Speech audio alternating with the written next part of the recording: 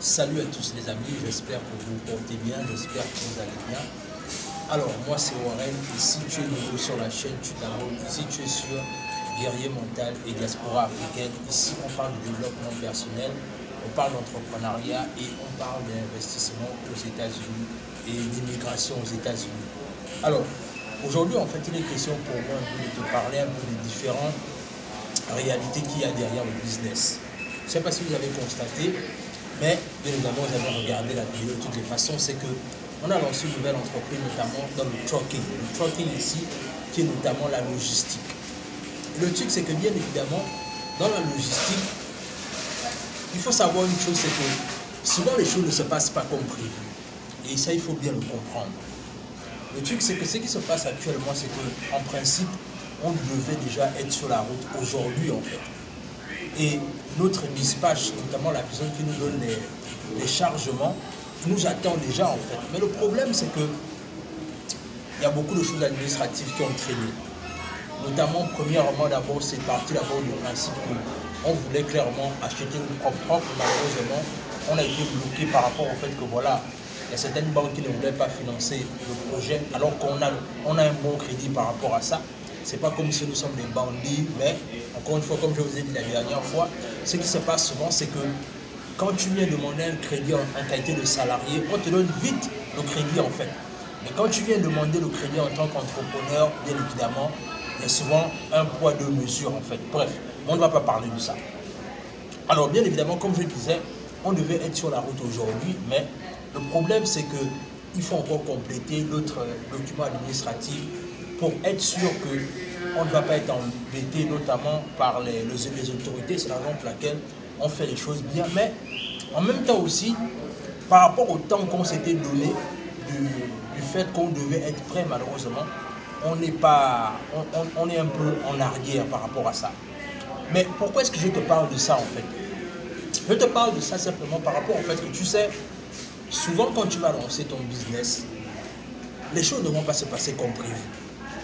Et laissez-moi vous dire que le camion qu'on a loué, on doit donner 1000 $ chaque semaine. Et le truc, c'est que pour donner 1000 $ chaque semaine, il faut être prêt, n'est-ce pas? Et le truc, c'est qu'encore une fois, comme je vous dis, souvent les choses ne se passent pas comme prévu. Et quand les choses ne vont pas se passer comme prévu, qu'est-ce que tu vas faire?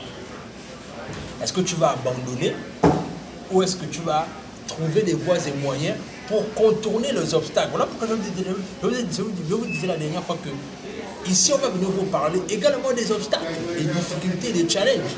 Parce que le truc c'est qu'on ne veut pas vous montrer un visage de l'entrepreneuriat qui n'existe pas. On veut vous préparer en fait à ce que vous comprenez que lorsque vous allez lancer votre business, souvent les choses ne vont pas se passer comme prévu.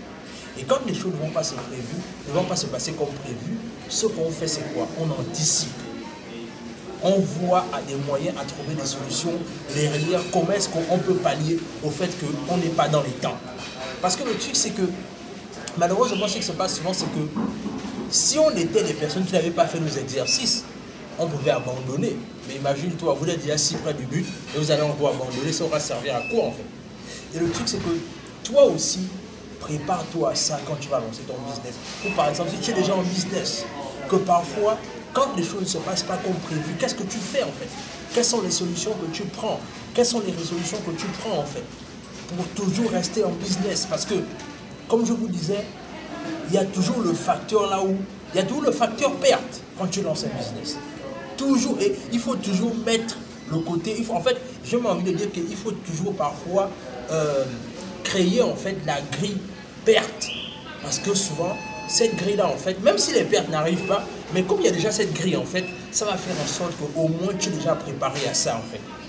Mais ne pense pas que les choses vont se passer comme si on était dans Melrose Place. Non, les choses ne se passent pas tout comme prévu. Et quand les choses ne se passent pas comme prévu, tu anticipes. Tu ne te décourages pas. Par contre, tu essaies de trouver des voies et moyens pour pallier aux difficultés, en fait. Donc, vraiment, l'ami, c'est vraiment ce que je voulais partager avec toi et te dire que voilà, comme je disais, on est dans une certaine difficulté, mais on n'abandonne pas parce qu'on part du principe que ce qui nous dirige est plus fort que ce qui va nous permettre d'abandonner. Est-ce que vous voyez un peu? C'est-à-dire, Et c'est ça qui doit également t'animer dans tout ce que tu entreprends. C'est-à-dire que quand tu lances quelque chose, pose-toi toujours la question de savoir, quand j'ai lancé ce projet-là ou ce business-là, quel était mon point final en fait. Mon point de vue, c'était quoi en fait? Est-ce que c'était juste lancer ça parce que je veux faire comme tout le monde ou est-ce que je veux véritablement résoudre un problème?